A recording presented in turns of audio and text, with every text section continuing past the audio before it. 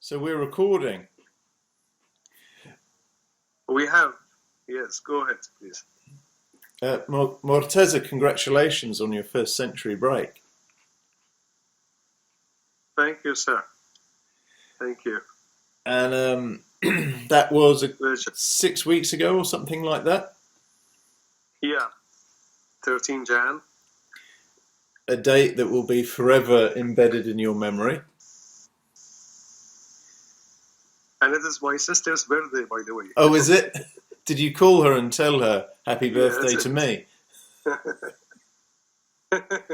So we both celebrate every year then. So tell me, who was it?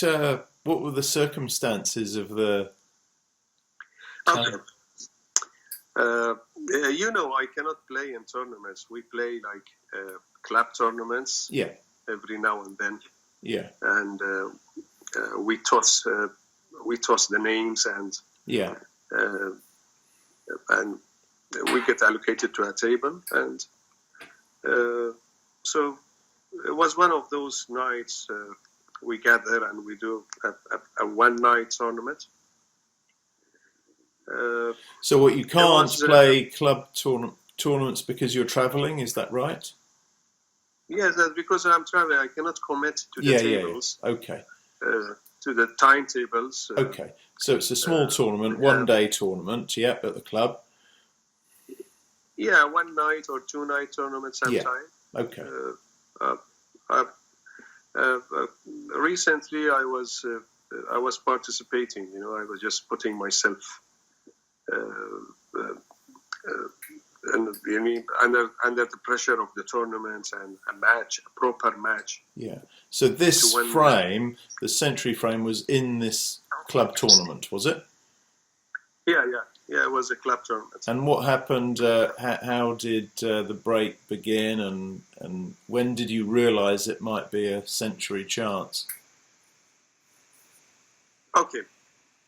I started because my opponent was he was in the 33. He scored 33 break, and he miscued.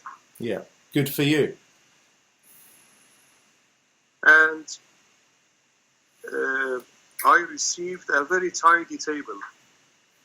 It was like very tidy. The colors are in their place, in their spot, and there were only 10 reds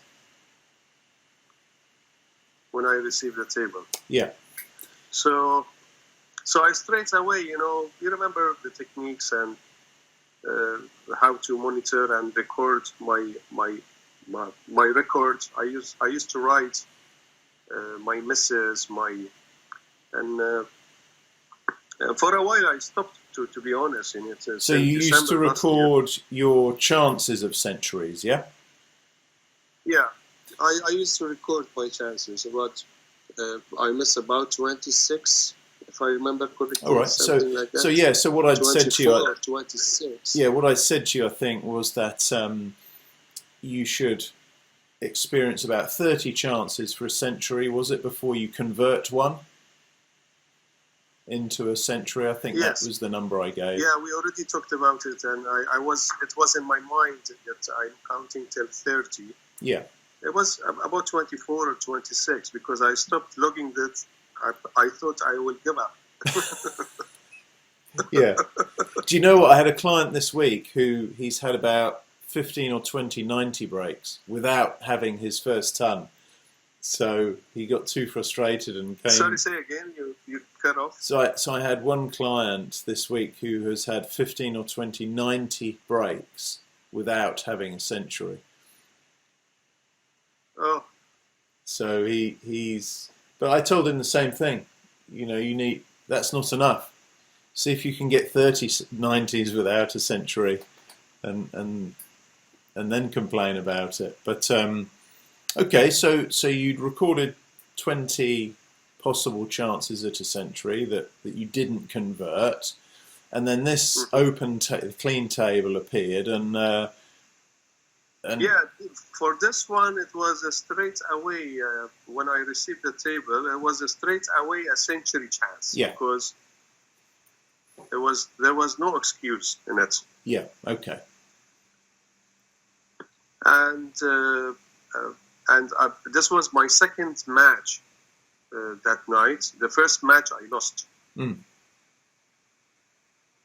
but I did a good warm up, and I lost on the last two colors, the previous match. So I was quite happy with myself.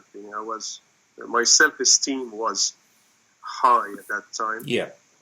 And there was a second frame, and I won the first frame. This was the second one, and we were playing best of three. Mm. So it was like I had the courage. Sometimes when you're doing something, you have like a guarantee of the result. It's not overconfidence. It's like just confidence that you know what's coming up. Yeah. It was that sort of feeling. So I had no shake. Okay, that's interesting.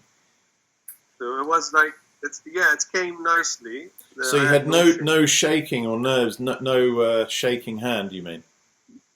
No, usually under pressure, I have this Okay. shivering when I face the fact that I have to do well, Okay, yeah.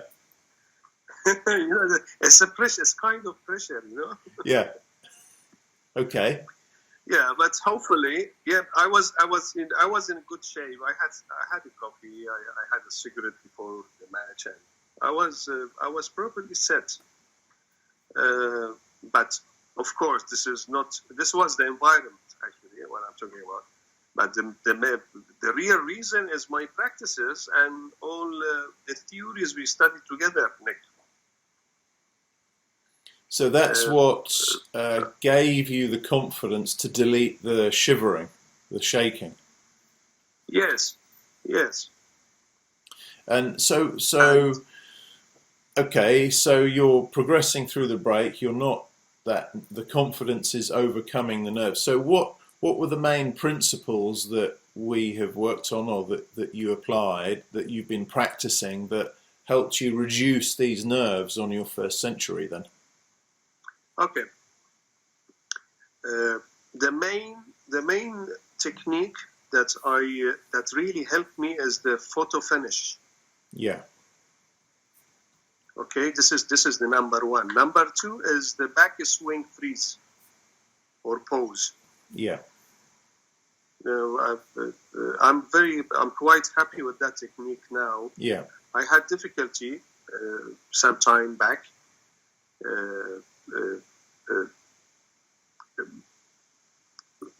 On the final backswing, the 1 second pose.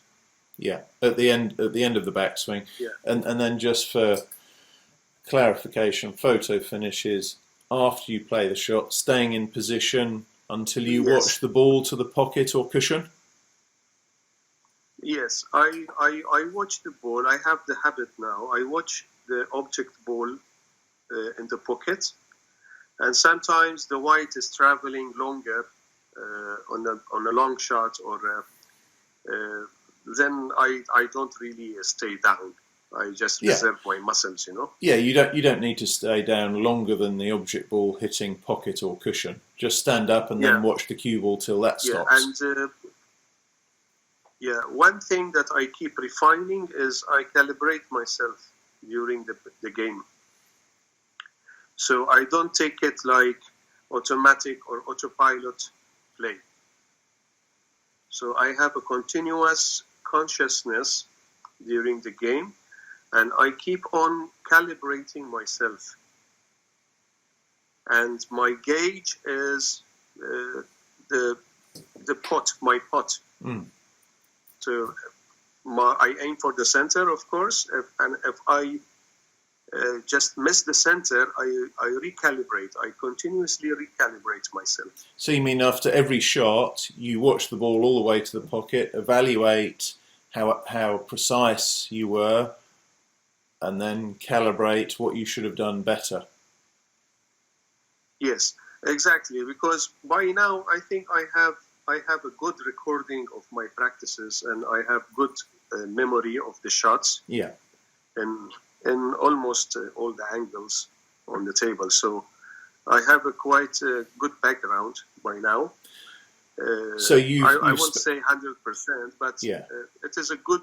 I have a good sum of memory. So you have a good. That I rely on. So you have a good set of references in your potting and positional play. That's what you're saying. Yes. Yeah. Okay. Yeah. So, but because I have that background now, I don't leave myself. I used to leave myself to go on autopilot, and there where I missed before. So now I learned to be continuously conscious during the game, and I recalibrate after each shot. So even if you play a bad shot, you're not giving up and throwing the toys out of the pram, and you're saying, okay, what should I have done better to get closer to the pocket, right? Yes. I try to locate which part was the faulty or the flow. Okay. And what you mean by autopilot that you used to do is you just quit that calibration and just play and don't worry about calibrating. No.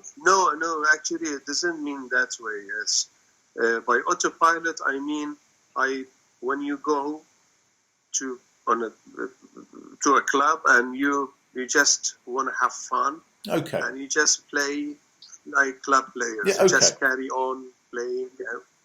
I understand. That's what I mean. So without discipline, so basically. sometimes you. Yeah, it's like a discipline.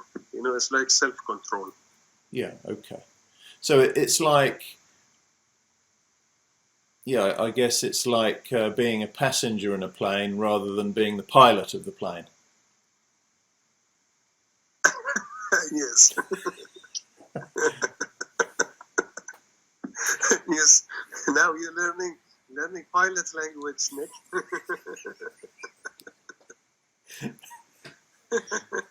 Okay. Excellent. Yeah, I like that. Well, that's why you use the term autopilot as well. Yes. Because that's when you drink your cup of tea, when it's on autopilot, right?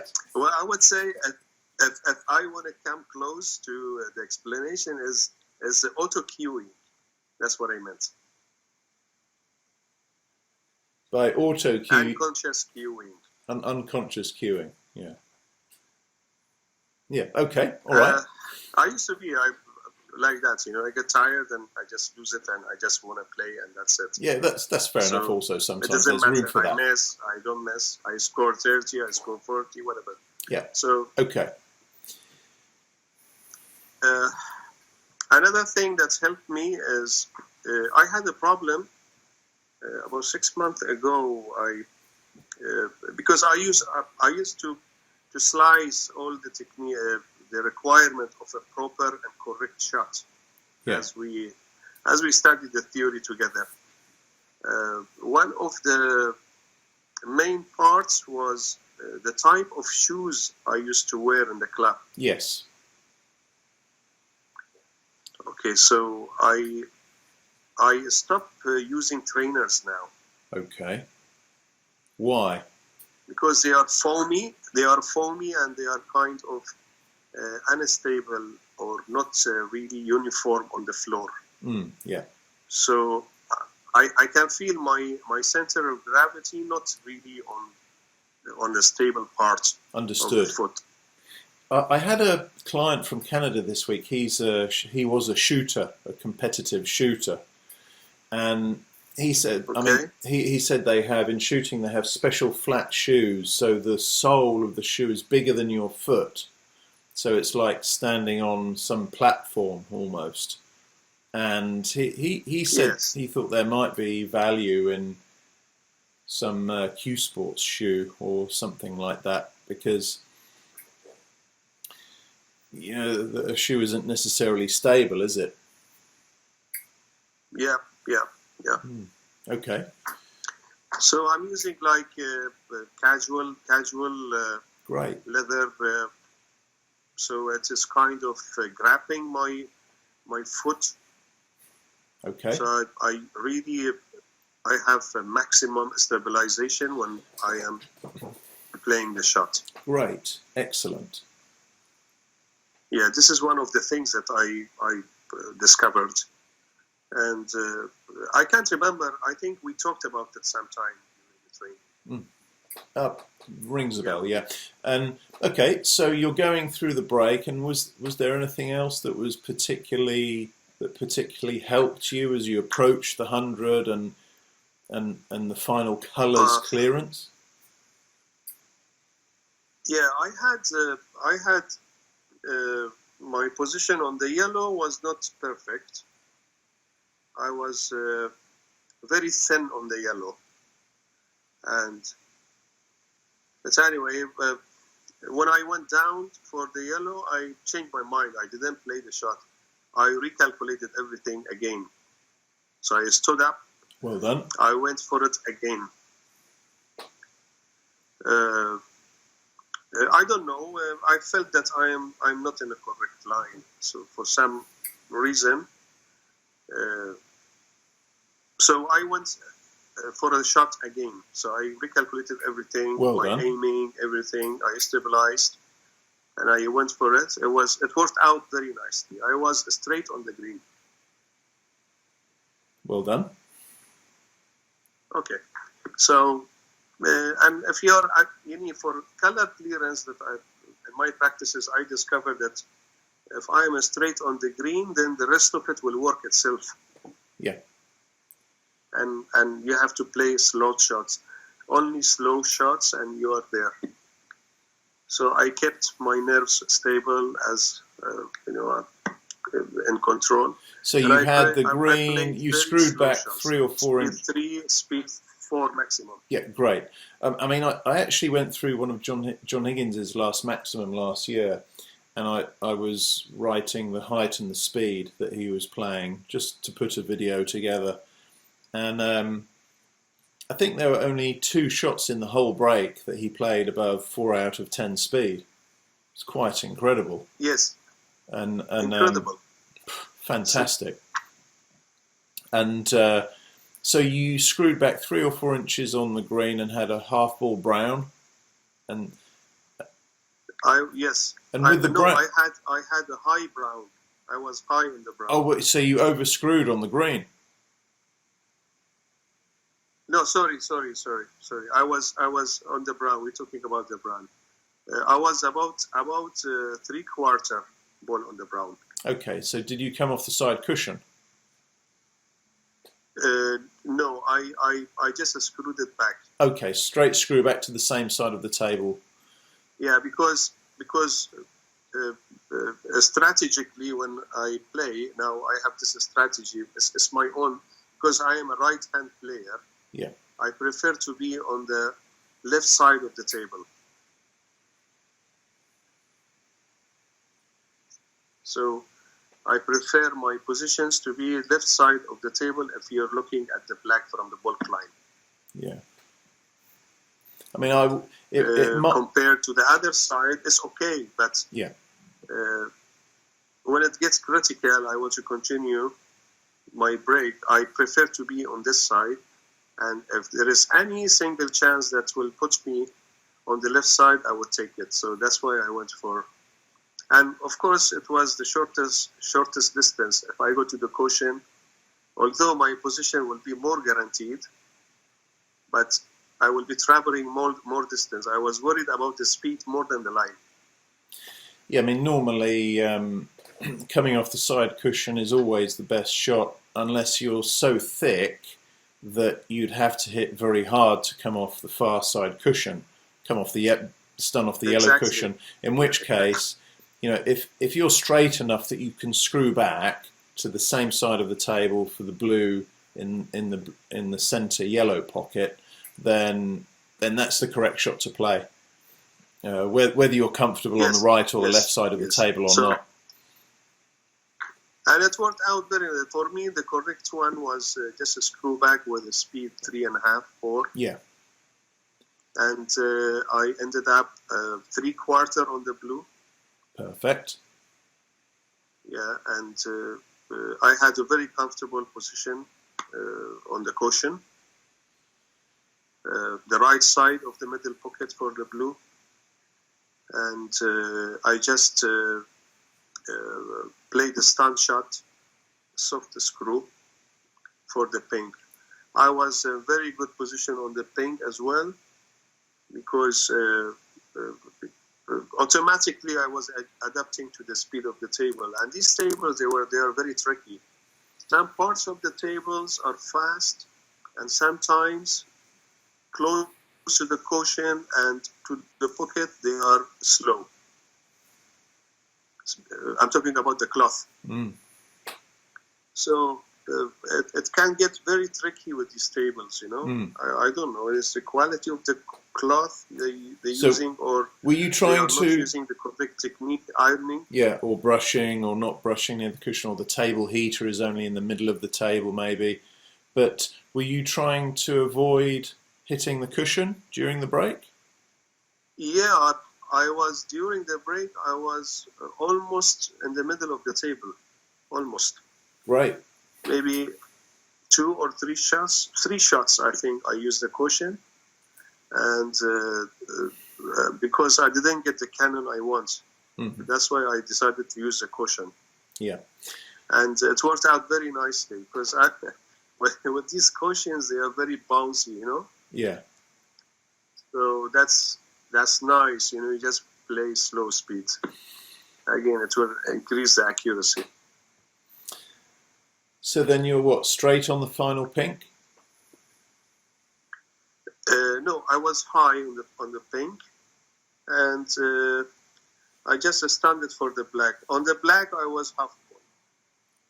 Okay, it could be easier. I was aiming to be straight on the black, but I ended up, for some reason, I was half ball. So that could be easier for your first ton. Yes. So what happened before you tell us about the black? What were you thinking when you went from pink to, when you see the pink go in? What are you thinking then? I was looking at the pink. I said I will play this and I will ignore the white. My calculation is correct. Very good. Very good. I was making sure that I am on the pink, and I made sure that I was looking at the pink. And it went center, but I don't know, for some reason my speed was not correct. So I straight away I discovered that my speed was not correct, although I had the back square. You know, it was, I think it was the pressure, and I was avoiding to be under the pressure. I was rejecting it, something like that. So it caught me on the last position. But again, you know, because I was in a good state at that time, I recovered. I was half ball black, and for the last black, I always aim for a position next to the cushion. So for this one, I cannot stop on the cushion, because I don't want to risk it and play short. You understand what I'm saying? Yes. Yeah. So yeah, because it's half ball, it's going to bounce off the cushion. Yes. Yeah. So okay. I was thinking to make a position for another black. Okay. Yeah. Good. So in a way you're continuing the break. It's not just a dead end, and you're concentrating in a different way. You're keeping the break going, actually. Yes, as if I am putting another black, so I was aiming for a straight black after the black. So you played a little screw stun shot to come back off the cushion, right? Yes. Okay, right, good. I played minus 0.5 with a speed 3, something like that. Speed 3.5. Oh, so you must have been very close to the black then. Yes, I was about half the table. Yeah. Okay. It was half the distance between the black and the cushion. That's something like that. And it worked out nicely, and I got a straight black after that. Did you ask your opponent to put the black back so you could pop the final black? Actually, no. Actually, I told him what I was planning on the last shot, Yeah. and he was not convinced. He said there is no need for that. Yeah, but did he ever make a century though? Yeah. He made centuries Okay, before. okay. Yeah. Yeah, he was very happy to see me. He said, after a long time, I haven't seen century, so it's nice. You, it's like encouraging, you know. So I have to practice more now. But he knew it's your first century. Yes. That's fantastic. Yes, so, yeah, it was fantastic. You know, it was a great night that night. And was there anyone else there to celebrate with you? When I reached home, I was sweating. Why? I don't know, because it was like something. It's like a newborn baby.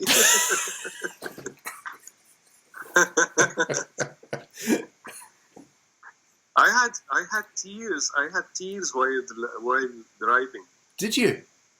Yes, I was. I had tears. You know, it was like emotional, very emotional. Wow, that's terrific. Because yeah, I know. Because you know. Yeah, go on.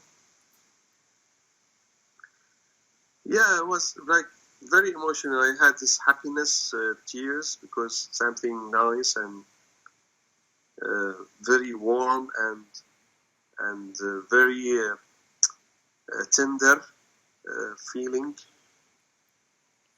And I didn't think of it. The next morning when I woke up, I retrieved, you know, my memory. I thought of what happened and how to really look forward for the next one and avoid mistakes. And the recalibration thing during the game is taking some energy from me. Yeah. So yeah, it takes energy, brain energy. So yeah, it was an excellent experience. But since then, I didn't really played in a tournament. I didn't participate in any match. So I just playing casually. I still have my 60s going. Okay. When I have a chance. Okay, great. 60 or 78. Like 2 nights ago, I had 78. Okay. And just going back to the ton, I mean, all that emotion that floods out after you make the ton. I mean, you've put so much work in. We've spent, what, 9 days together, probably? On the table? Something like that. And so much practice. I mean, out of all the time we've spent on the table, you've put in 20 times that work, 30, 40 times that work on the practice table. I can see that. Just doing the repetitive practice, the boring practice, the basic practice, just to refine everything and refine, right? Yeah.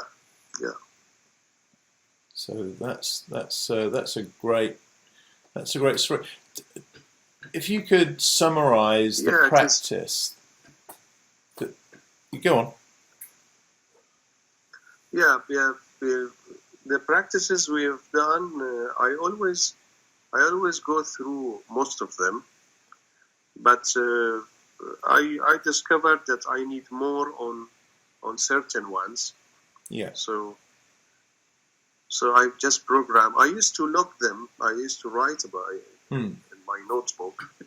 But now, because the practices, I can memorize them. I stopped. Right. 2 months ago, I stopped. So I said, it's just enough. I know what I'm doing, so I'm just rehearsing it. That's good. So it's become more automatic, the knowledge. Yeah, so I know what I need, and I practice on it. And it was some safety shots that I keep on practicing still. What would you say is the top 1 or 2 ideas or methods for your practice that you've used that help you get to the standard to make this ton? Because 100 players could see this clean table but not make 100. So what were the top 1 or 2 things that you did in your practice in the last 1 or 2 years that helped you convert the clean table to a ton? Okay. I play black. There is a practice we did together, you remember, on the black, and I keep putting the black continuously from both sides of the table. Ah, so you play above the black, pot the black, hit the cushion, go to the other side of the table, high, pot the high black, hit the cushion, go to the other side of the table, high on the black, and keep going backwards and forwards, yeah? Yes, I'm not perfect in that one. What's your best score on that? How many blacks? Yeah, my score is about 15 blacks. 15, so that's 105. Yeah, I reached to, so 15 times 7 is 15, 105. 12, 11, 15, but I reached to 15 at some stage. Yeah, so that's without very good. losing the position. That's very good. To reach 105 break on that is very good. And you should set your next target to 147, so 21 blacks in a row. Yeah. So keep pushing it. Okay, so that exercise. What else really helped you with the skills required to clear up? Okay, I practiced the egg. Experiment, guess, goal, yeah. With what, on positional the play blue. or potting? With blue, and I cannon the pink. For positional play, you mean? Experiment, guess, goal with positional play. Yes, yeah. With +4, you mean? Learning topspin. Do you mean learning topspin cue ball direction or stun shots? The top spin. The top spin from the blue. Okay. To the black side. Yeah. Okay. So blue in the middle. Come off the side cushion with topspin toward the pink or black, the centre line of the table, and judge where the white's going to go on that area. Okay. Yes. Do you still get benefit from that? I'm quite happy with the. Do you still get benefit? Do you still get benefit from that exercise? Yes, I tell you why, because I play on different tables. Yeah.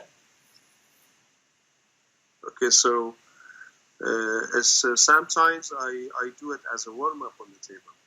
Yeah, so it trains you to that particular table. It trains you. Different tables, different cloths. Yeah, different cushions, different cue balls, light cue ball, heavy cue ball. Yeah, so right. That's why I keep doing it. It gives me it's like a calibration or adapting to the table speed quickly. Well, although I'm a little bit slow in that one. Yeah. But I keep pushing it, so one day I'll be like switch on on the table instantly. You'll find eventually that you'll be able to judge 80% of how a table plays just by looking at it. Looking at the cloth, how old the cushions are, how small the cue ball is. Okay. But that you'll get better at just knowing how a table is going to play. Okay. Okay, great. Anything else that really helped you in your practice? The photo finish is the magic key, I think. Okay. The photo finish. Why does that help you so much? Because there is no other way if you want to recalibrate yourself. Yeah. I think. Yeah, I don't know any other way. There is no other way. And I don't think anybody who is scoring a ton without doing this. You see it on the TV. You see John Higgins, Neil Robertson, the other new players, they are applying it. Yeah, because they score very high rates. Yeah, because I like to say a bit mischievously, but I like to say they are not good enough at snooker to play at their standard without the photo finish, without staying down and watching the ball properly, and without ignoring the cue ball as you did so well. Yeah, Ronnie, when he is stuck, he does it. Yeah, he still does it, even when he's playing at his best. He still does it for a fraction of a second, but that's all he needs. But he's still doing it long enough for him to evaluate the shot properly and not rush himself. Yes, yes. And sometimes he just screws up the game and he cannot play. Yeah, happens to all of us. Yeah, which it happens. He is still a human being, you know. Yeah. So, is he? Is he? I don't know. You know him better than me. Well, that's really great, and thank you for sharing those insights, and also the personal meaning that it had for you. That was a lovely moment in the car. Yes. It's been 2.5 years now, Nick. Mm. So we did training in October 16. Something like that, yeah. Yeah. So 2.5 years, and I was starting to give up. Although I developed my techniques, and I was watching myself, you know, took care of myself, and at the same time, I was flying and getting the tiredness of the duty and long duty hours, traveling, and unstable schedules every month. Yeah.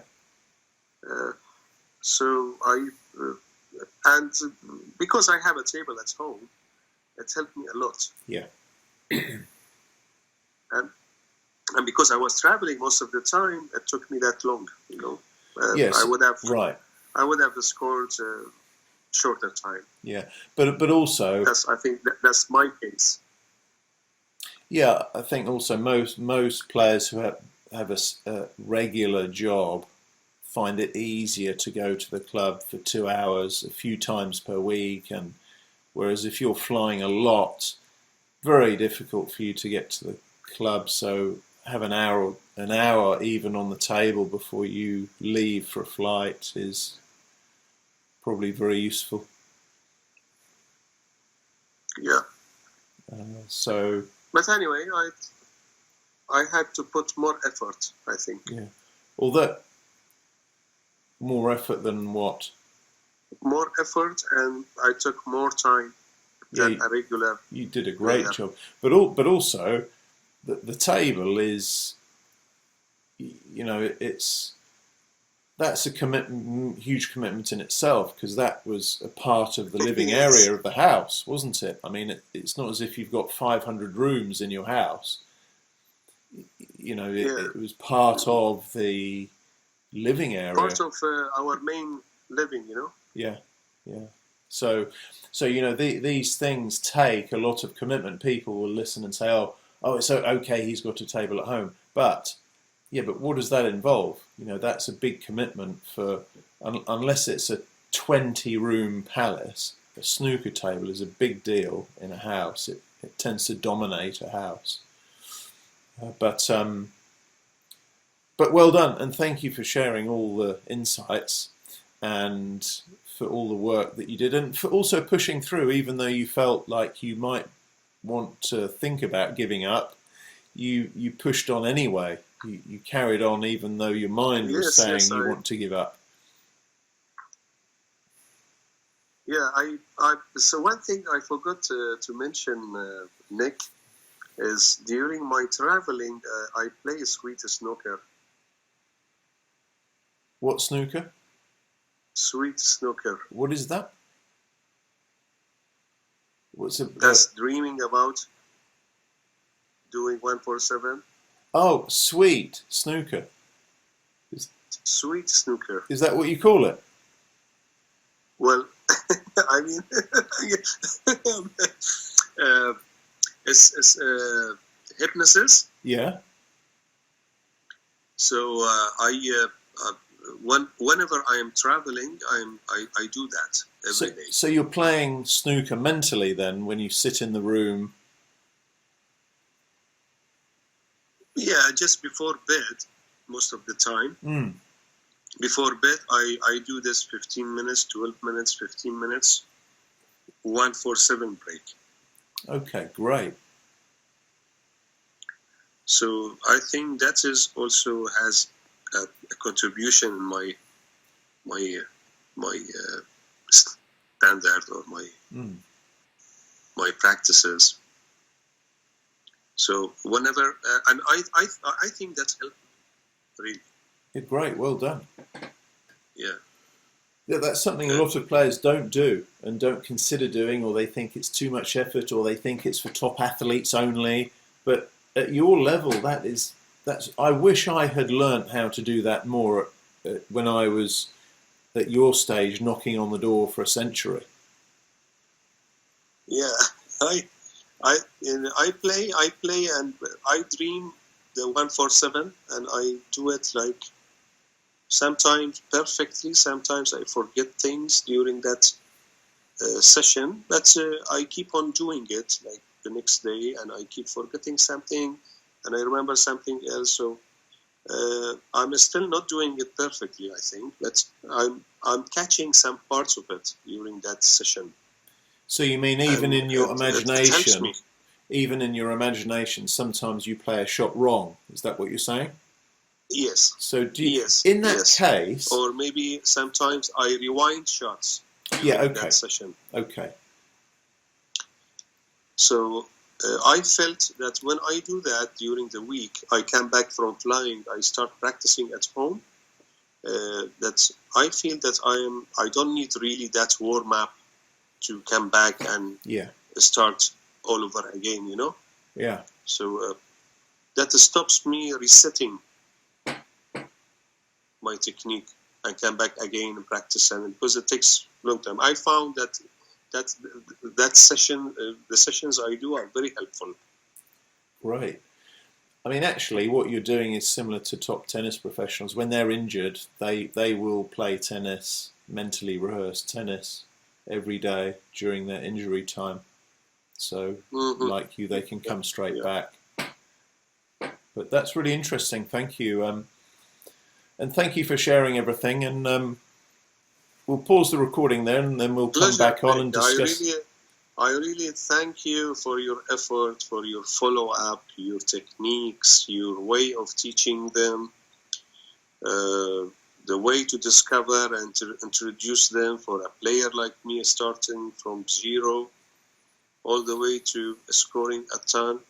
Although it was like 2.5 years, but it was a fault from my side. But your techniques, your theories, the training we have done, the patience you had with me, all really, I really appreciate, and this is like a turning point in my life, you know. Oh, that's so meaningful to me also. It's a really great pleasure that I got to know you and steal away your techniques and rob your secret. It's like stealing Aladdin's lamp.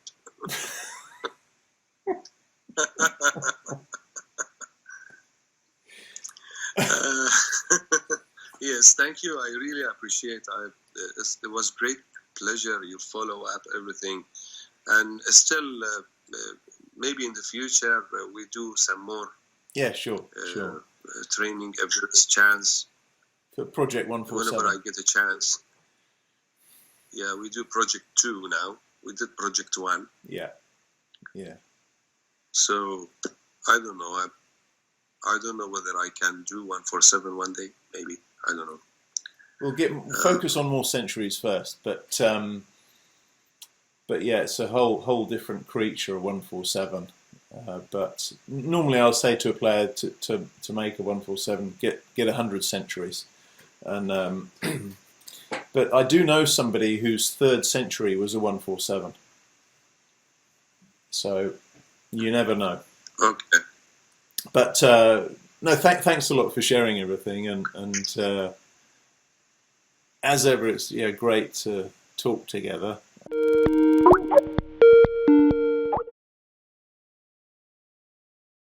The professionals are thinking almost like there's only one more ball on the table. So they're thinking almost like that last red next to the pink, where I have to be perfect on this, because actually they do. To keep the break going for 4, 5, 6, 8 more shots, they do need to be that accurate.